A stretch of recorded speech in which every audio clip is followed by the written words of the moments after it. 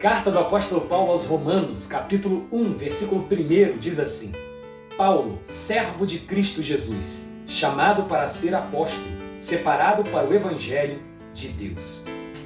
A carta aos Romanos é um verdadeiro tratado teológico do Novo Testamento.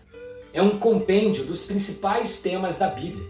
E logo no seu início, no seu primeiro versículo, na apresentação do escritor, já é apresentado um princípio muito importante, porque o apóstolo Paulo se apresenta utilizando 3 adjetivos: servo, chamado e separado. E ele se apresenta primeiro se dizendo servo, servo de Cristo Jesus. E isso me chama muito a atenção, sabe por quê? Porque o apóstolo Paulo é o maior cristão de todos os tempos. A esse ponto em que ele escreve a carta, ele já era um grande líder cristão reconhecido como um grande apóstolo, mas ele se intitula primeiro como servo. E é incrível como cristãos se apegam muitas vezes a títulos. Fazem questão de, antes de dizer o seu nome, dizer de boca cheia o título que vem antes. Há pessoas, líderes cristãos, que até corrigem.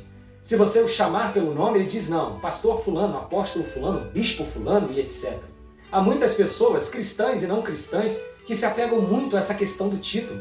Há quem deseja assumir um cargo, uma posição, alcançar um degrau mais alto, só por conta daquele título que vem antes do nome. As outras coisas são só bônus, mas aquele que é cristão deve saber que antes de qualquer coisa é servo de Cristo Jesus. Inclusive foi o próprio Jesus que disse que o maior no reino de Deus é aquele que mais serve. Mas depois o apóstolo Paulo diz que ele é chamado para ser apóstolo. Interessante isso, porque quando ele diz o seu título, ele diz eu fui chamado para ser apóstolo. Ele não diz eu conquistei essa posição, eu conquistei esse título. Não, foi chamado por Deus. Inclusive todas as autoridades no mundo foram instituídas por Deus, principalmente o que diz respeito aos cargos da igreja. Todos que têm um cargo na igreja do Senhor devem entender que foi chamado para isso. É uma graça ministrada por Deus. E em terceiro lugar, ele diz que é separado para o evangelho de Deus. O evangelho mudou a sua vida e a sua responsabilidade propagar, anunciar o evangelho.